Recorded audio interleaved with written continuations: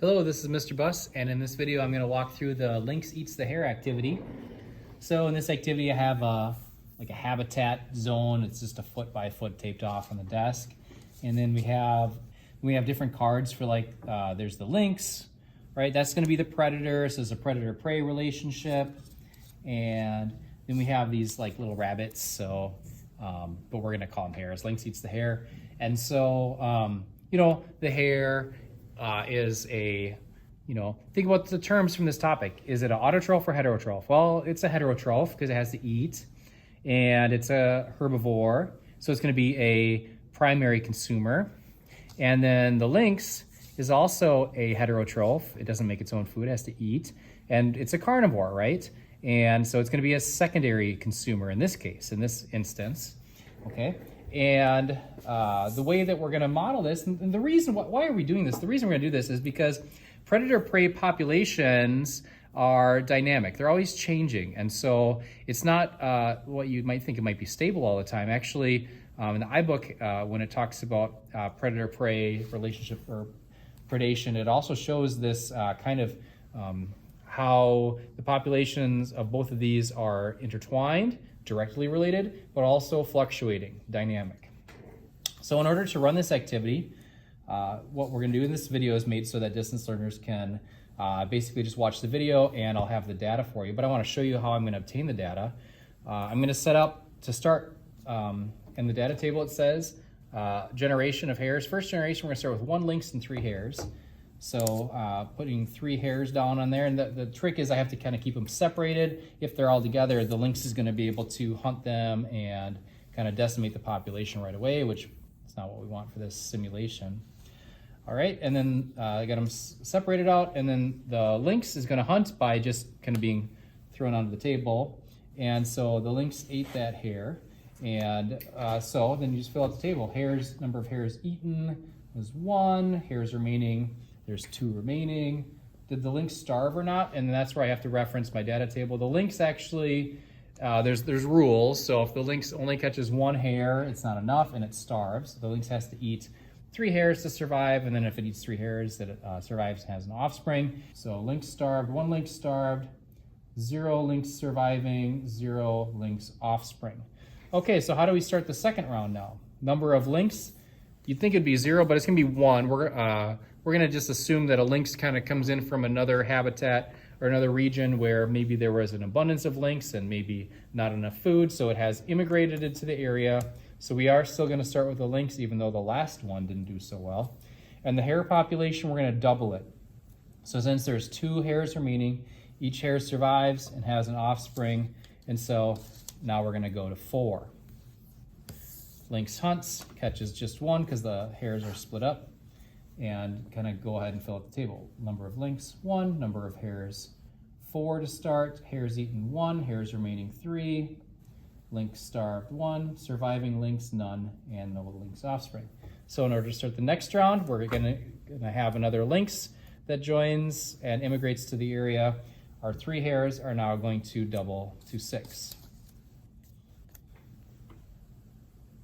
So I'm gonna go ahead and I'll probably time lapse this. I'll just go ahead and run this, and then I'll have the data set up for you.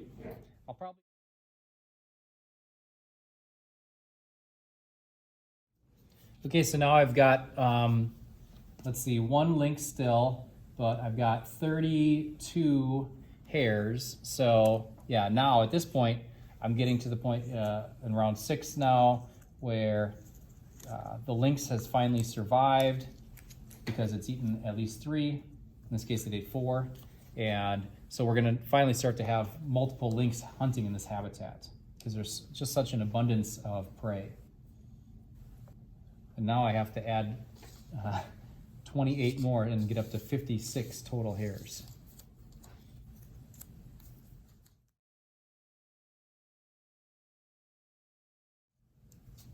So now I have 28 hares added, so I have a total of 56 now. I'm gonna hunt twice with the lynx.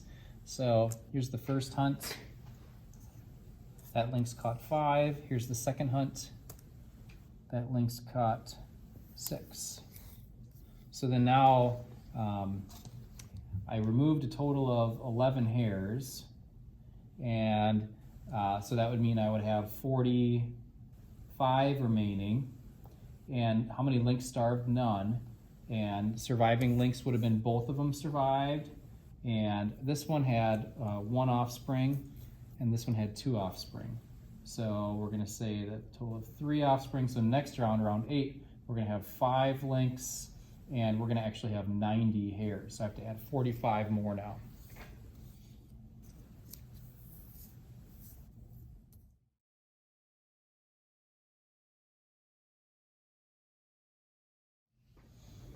Okay, so I'm actually out of extras, and so it's good that I've got 5 lynx this time hunting, because I'm going to have to hopefully start to decimate the hare population here. So we got 5 lynx hunting now in round 8.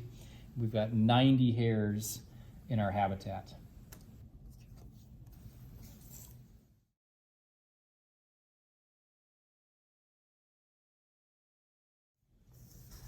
Okay, so I definitely removed quite a lot, and now I'm going to see how many lynx survived. They all survived, and I'm going to see how many offspring they have, and then we'll move on to round 9.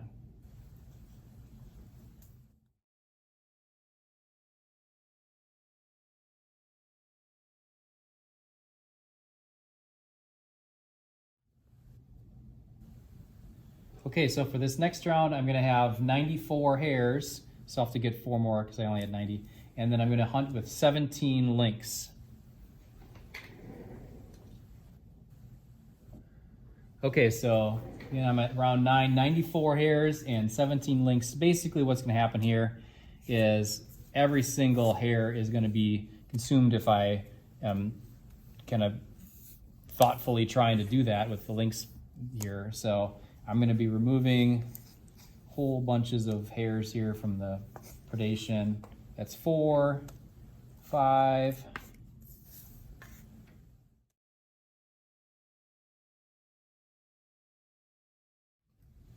13.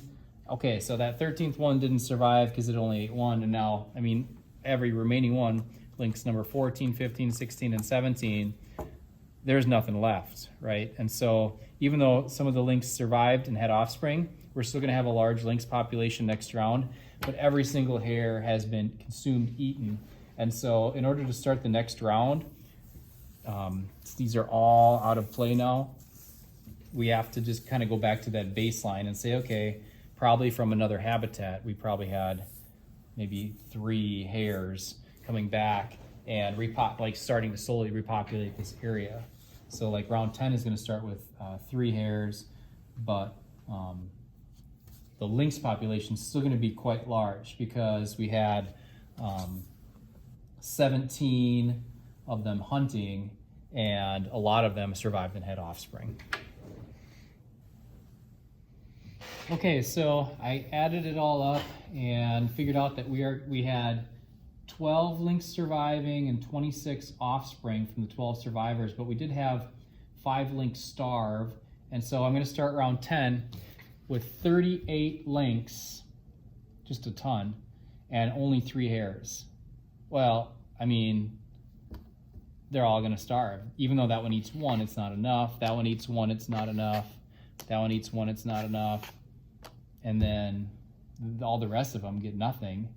And so we are basically kind of rebuilding this where all the lynx are going to have starved now, slightly later than the hare population max. And then I'll go ahead and run the numbers here. I'll just continue on now that you've seen a population of hares and lynx build up and then crash.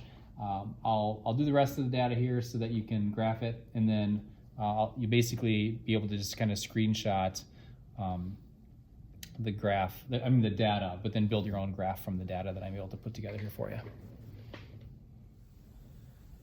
Okay, so there's the data, the fully completed data. So I'm totally fine if you're a distance learner here and you're going to screenshot that, maybe crop it, and just include that just picture right over the data table for you because you're not able to run this lab at home. But you can use my numbers there, okay? And then you can build a graph. And so this is a 20 by 20 grid, so you should be able to have enough space to put Of course, if you look at this, what's the dependent independent variable? The dependent variable would be the numbers of lynx and hares. So we'll graph numbers of lynx and hares, or we'll just call it number of individuals probably on the y-axis, because the dependent responding goes on the y, and then time or generations. 1 to 20 would go on the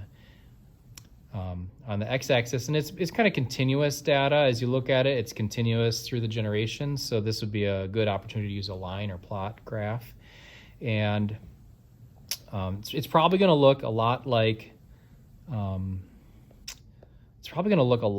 this graph from the iBook, where you have an increasing population of prey, and then at some point, because the predator population increases also, you're going to have a crash of the prey population, and then the peaks don't quite align, right? So they're not quite vertically right in line with each other, and so you're going to get this little bit of direct but offset relationship. So pretty similar to what you see in the iBook. So go ahead and graph that, and use my data for that.